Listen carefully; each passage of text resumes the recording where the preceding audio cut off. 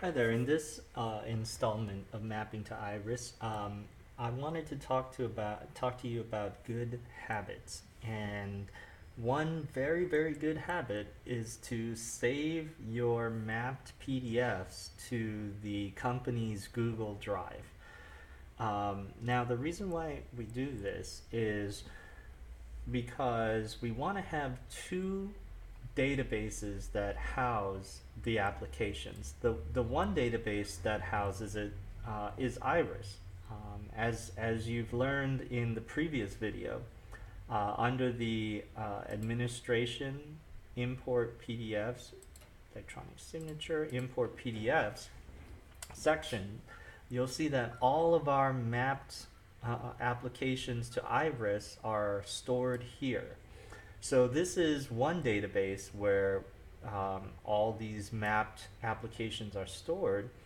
Another one that we want to get into a good habit of maintaining is the company's Google Drive. Okay, and how you can access it is you simply go to the wiki, and under the PDF mapping to Iris section of the wiki, you can go down to this mapping resources, this documents for bank application and forms.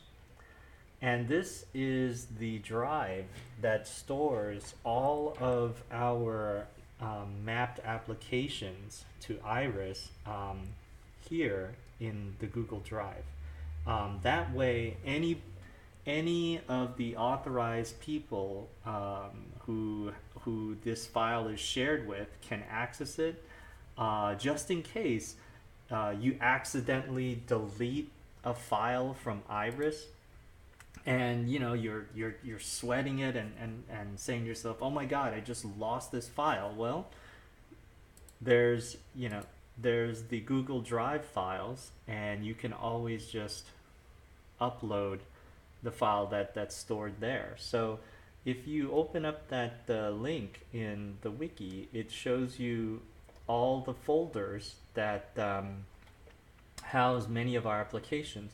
This folder houses applications that have not been mapped to Iris. So these are new banks that we haven't chose to map to Iris yet.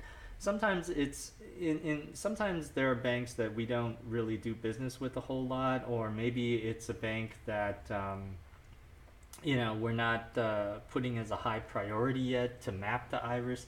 In any case, that's where we house those. These are the merchant applications that have been mapped to Iris. And so here you can see all the current banks that we are using, that these applications are mapped to Iris. Now, if you don't see the bank, say for example it's a new bank, and you map the application already, go ahead and create a new folder. Just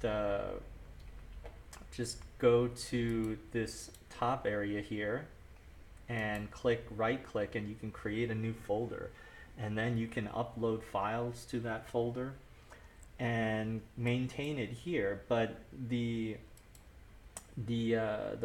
point of this is that you definitely want to store a the final already mapped PDF. So when I mean by the final PDF is you've mapped it to Iris, you've done all the testing so that the application produces perfectly as you want it to produce.